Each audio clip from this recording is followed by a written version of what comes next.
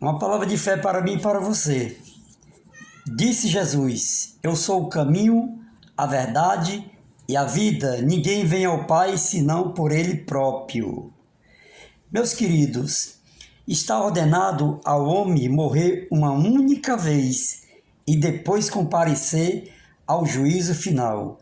Busca primeiro o reino de Deus e a sua justiça, pois feliz é a nação cujo Deus é o Senhor. Agindo Deus, quem impedirá? Se o meu povo, que se chama pelo meu nome, se humilhar, orar, buscar minha face, certamente eu, Senhor, ouvirei a oração que se fizer nesse lugar e vou sarar a sua terra. O Brasil está doente.